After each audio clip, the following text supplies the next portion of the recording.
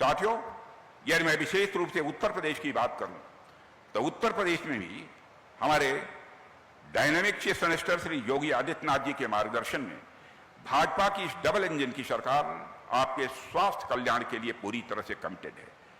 केंद्र सरकार की योजनाओं को तो प्रभावी तरीके से मुख्यमंत्री श्री योगी आदित्यनाथ जी ने लागू किया है, लेकिन राज्य सरकार की भी योजनाओं को प्रभावी तरीके से उन्होंने लागू किया है। मैं देख रहा था कि उत्तर प्रदेश में तेज एम्बुलेंस सेवा, त्वरित उपचार और हेल्थ इंफ्रास्ट्रक्चर के मामले में योगी जी ने बहुत ही शानदार काम किया है, जिसकी चर्चा हिंदुस्तान के दूसरे राज्यों में भी होती है।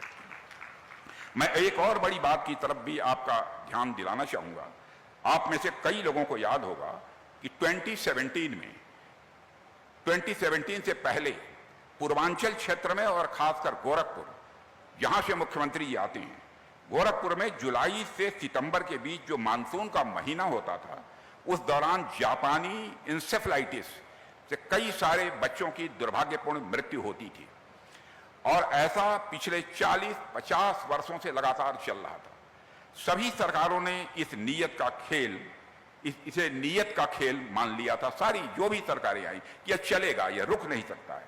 सरकारें यह मानकर चल रही थी कि हर साल मानसून आएगा, 1000, 1500, 2000 बच्चे दुर्भाग्य तरीके से काल के गाल में समा जाएंगे, यह लोगों ने मान रखा था। 2017 में जब उत्तर प्रदेश में भाजपा की डबल इंजन की सरकार बनी, उसके अगले कुछ सालों में पूरी तस्वीर ही पलट गई और प्रदेश के माननीय मुख्यमंत्री श्री योगी आदित्यनाथ जी ने यह प्रण ले लिया, अब वह इस भयानक रोग पर लगाम लगाकर ही रहेंगे और उत्तर प्रदेश की भाजपा सरकार ने उत्तर युद्ध स्तर पर काम करना प्रारंभ किया।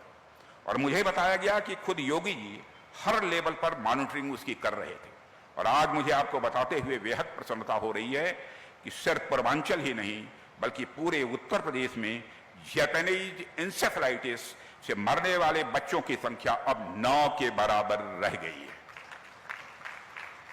साथियों, चुनौतियां तो सबके सामने आती हैं, लेकिन उन चुनौतियों से कौन और कैसे निपटता है, यह उसकी प्रतिबद्धता दर्शाता है। अभी आप यह भी देख रहे होंगे कि कैसे योगी जी के नेतृत्व में हम उत्तर प्रदेश के हर जिले में एक मेडिकल कॉलेज की स्थापना की और तेजी से आगे बढ़ रहे हैं। और आपको यह जानकर खुशी होगी कि हमारा उत्तर प्रदेश इस समय एमबीबीएस की सीट्स की संख्या के हिसाब से देखा जाए तो देश का दूसरा, और मेडिकल कॉलेज की संख्या के हिसाब से देखा जाए तो देश का नंबर 1 राज्य बन गया है। हमारे यहाँ 80 मेडिकल कॉलेज इस समय फंक्शनल हैं, जो कि काम कर रहे हैं इस समय। इनमें से 44 कॉलेज गवर्नमेंट सेक्टर तथा 36 कॉलेज प्राइवेट सेक्टर द्वारा संचालित हैं।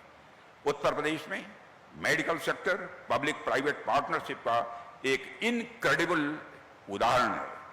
मुझे पूरा विश्वास है कि पब्लिक प्राइवेट पार्टनरशिप की यह जर्नी उत्तर प्रदेश को निश्चित रूप से और आगे ले जाएगी।